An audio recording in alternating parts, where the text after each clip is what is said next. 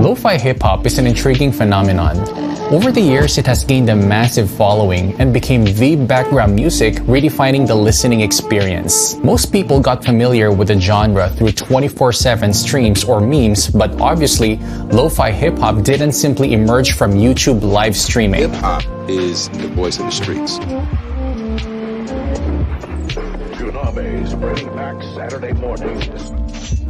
However, critics of the genre dismiss its value for the same reason that fans find it appealing. And lo-fi hip-hop contains many more mutually exclusive paradoxes.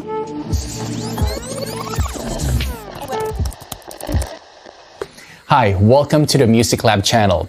Today, we will break down the paradoxes that make lo-fi hip-hop so unique. First things first, what does lo-fi stand for? Lo-fi stands for low fidelity. In music, fidelity describes the accuracy in which the sound is reproduced. So in lo-fi, you can hear idiosyncrasies from the recording process like distortion, audible hisses, or noise. You would think that these imperfections should be avoided, but lo-fi turned them into a quirk.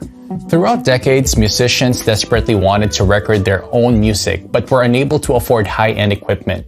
The first lo-fi recordings can be traced way back to the 50s.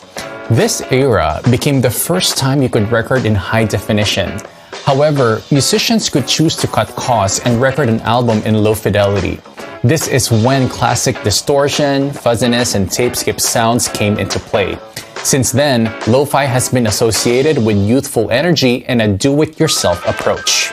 The famous Beach Boys album from the 60s recorded in Brian Wilson's house are considered predecessors to what we now know as lo-fi.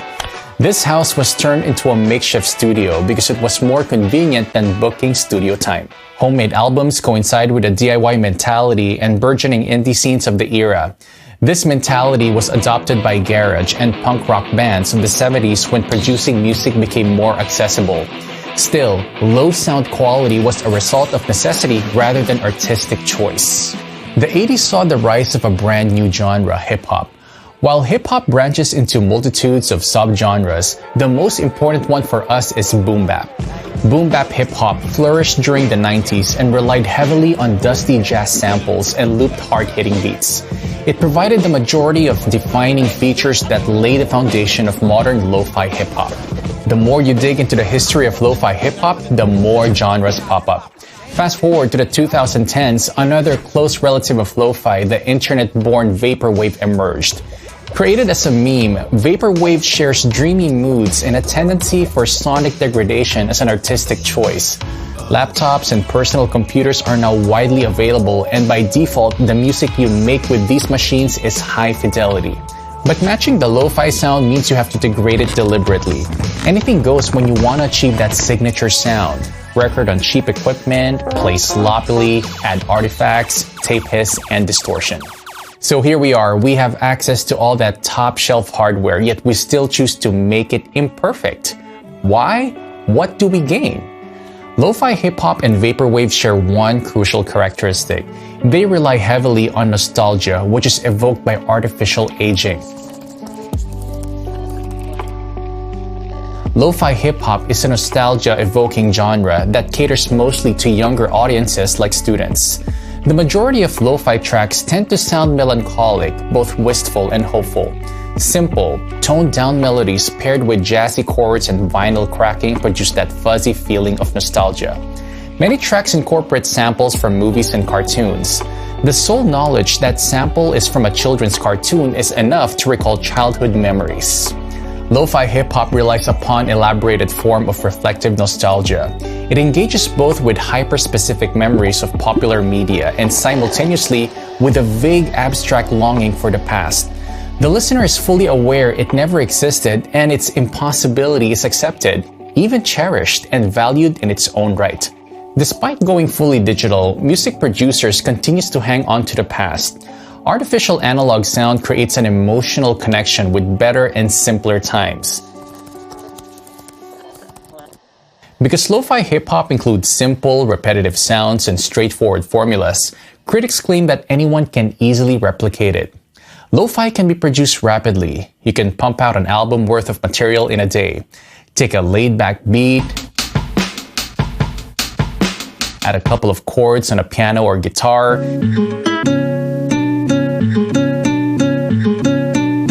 maybe add melody and loop it with a little twist.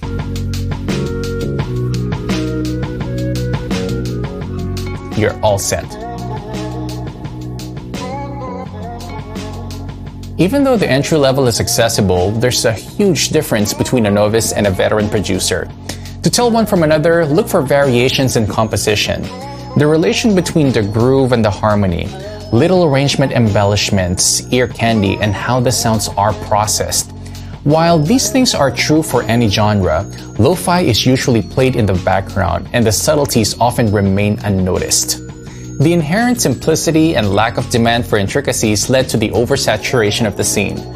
There's a plethora of tracks and producers to choose from.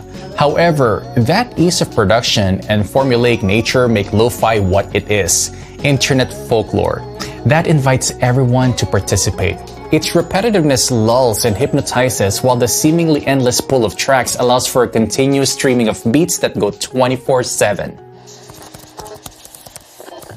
Since the late 2000s, new genres emerged online that developed primarily through the internet. Being one of them, lo-fi is often perceived as a micro-genre because of its stylistic constraints and being the heir of hip-hop. A micro-genre is defined as a niche music that only a few dozen people listen to, but in the case of lo-fi, this can't be further from the truth. The most popular lo-fi stream, Beats to Relax/Study To, received an estimated 126.4 million views between August 2018 and August 2019. Judging by these metrics, it is far from being a niche, underground style of music. Some of what we would call proper or real genres receive less attention than a single lo-fi stream. Even though critics predicted a swift death of lo-fi, the interest in it doesn't seem to decline and the amount of content produced isn't drying out. What is curious is that while the stream views are at an all-time high, only the most dedicated audience members actually know the names of producers. Casual listeners often only know the YouTube thumbnail of their favorite radio. You may even be guilty of this yourself. Lo-fi hip-hop is characterized by a series of complex paradoxes that make it a unique cultural phenomenon. It's a juxtaposition of an artificially old sound nestled within modern digital sleekness, purposeful sloppiness against robotic precision. It exploits a feeling of nostalgia for times you never really experienced.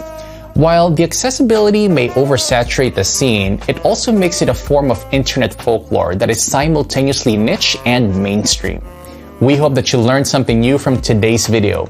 What do you think the future of lo-fi will be like? Will it stay on continuous loop or fade out of existence? Let us know in the comments below. Like, subscribe, click that bell button, and share the video with your friends. Submit your lo-fi beats to our channel, and as always, enjoy the music.